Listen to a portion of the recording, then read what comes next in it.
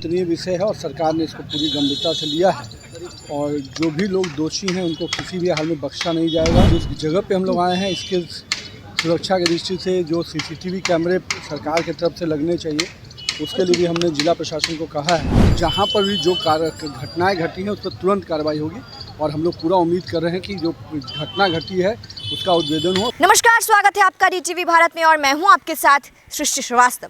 बाकरगंज के SS jewellers में करोड़ों की लूट हो जाती है, जिसके बाद से बिहार सरकार पर तो सवाल उठता ही है और साथ साथ उनके प्रजातंत्र पर भी सवाल उठता है कि कैसे अचानक से अपराधी आते हैं और लूट कर चले जाते हैं, और वो भी करोड़ों रुपए। लाखों की तो बात छोड़िए, करोड़ों की लूट हो जाती है। जिसके बाद से पथ निर्माण मंत्री, जो कि बिहार सरकार के मंत्री हैं, नितिन नवीन, वो वहां पर निरीक्षण करने पहुंचे और साथ साथ उन्होंने कहा कि ये बिल्कुल भी घटना जो है सही नहीं है और साथ साथ उन्होंने ये भी कहा कि जो भी अपराधी हैं वो बख्शे नहीं जाएंगे, इस पर कार्रवाई होगी और भी कहा कि सिक्योरिटी का ध्यान रखा जाएगा। क्या कुछ कह रहे हैं आप भी सुनिए। जायजा लिया यहाँ पे देखिए, जो पहले हम सराफा संघ पाटलिपुत्रा के साथ बैठे हैं, सारे विषयों का संज्ञान लाए हैं। जो प्रशासन के लोग भी थे और बहुत ही चिंतनीय विषय है और सरकार ने इसको पूरी गंभीरता से लिया है और जो भी लोग दोषी हैं उनको किसी भी हाल में बख्शा नहीं जाएगा।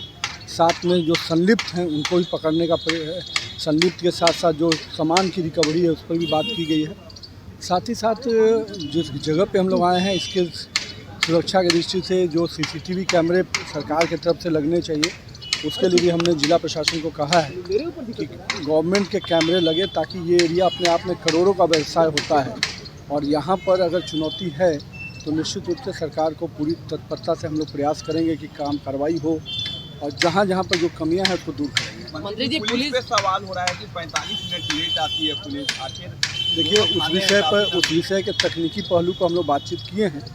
कुछ एरिया कदम कुआं कुछ है तो हम लोग उसके जुडिशन पे भी फिर से कैसे उसके जुडिशन, जो 99 थाना बगल में है, उसके जुडिशन को लेकर कैसे फिर से काम किया जाए उस पर हम लोग बात। पटना SSP ने कहा कि लेट से फ़ोन उठाने की वजह ये होती है कि हम व्यस्त रहते हैं और इस वजह से फ़ोन नहीं उठा पाते। अब उन्होंने क्या बात कही, अब किस विषय, जहाँ पर भी जो घटनाएं घटी हैं उस पर तुरंत कार्रवाई होगी और हम लोग पूरा उम्मीद कर रहे हैं कि जो घटना घटी है उसका उद्भेदन हो। साथ में बिहार में भी एक माहौल बने कि हमारे व्यापारी सुरक्षित रहें, इसका भी प्रशासन पूरा प्रयास करेगा। लगातार अपराधियों के द्वारा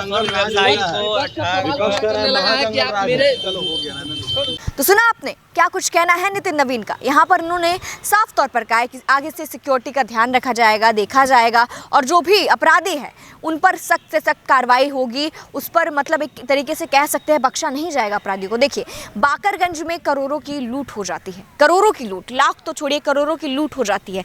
हंगामा हो जाता है कि कैसे अपराधी आते हैं और इतना सारा सोना लूट कर चले जाते हैं, जिसके बाद से बिहार सरकार पर उंगली उठ रहा है कि कहीं ना कहीं अपराधियों में भय है ही नहीं पुलिस का भी, जो वहाँ लूट कर इतने लूट के चले जाते हैं और पुलिस इतनी लेट से पहुँचती है। क्योंकि सवाल ये उठ रहा है कि पुलिस 45 मिनट लेट पहुँची थी जानकारी देने के बाद भी, जिस पर कई सवाल उठे, जिसको लेकर नितिन नवीन ने भी कहा है कि अधिकारियों से बात करेंगे, इस पर भी ध्यान दिया जाएगा। क्योंकि बात ये सामने आई थी कि जो अधिकारी है, पुलिस अधिकारी, वहाँ पर वो लेट से पहुँचे थे 45 मिनट और इस पर सफाई उनका ये देना था कि वो व्यस्त रहते हैं, काफ़ी सारे कामों को लेकर व्यस्त रहते हैं, इस कारण से उन्हें लेट हो गया, आने में दिक्कत हो गई, लेट से आए, ये उन्होंने कहा था। और अब इस पर भी सवाल उठने लगे हैं। चोरी पर तो सवाल उठ ही रहा है, इस पर भी सवाल उठ रहे हैं कि क्या पुलिस 45 मिनट जब लेट आएगी तब तक तो कई चीज़ें साफ हो चुकी होगी घटनास्थल से, ये सवाल उठ रहे हैं। और जिस पर सफाई दी है नितिन नवीन ने, कहा है कि सरकार इस पर ध्यान देंगी, हम इस पर ध्यान देंगे और आगे से ऐसी घटना ना हो इस पर भी ध्यान दिया जाएगा और जो अपराधी है उन्हें बख्शा नहीं जाएगा, ऐसा नितिन नवीन का कहना है। फिलहाल इस खबर में इतना ही। इसी के साथ देखते रहिए DTV भारत। धन्यवाद।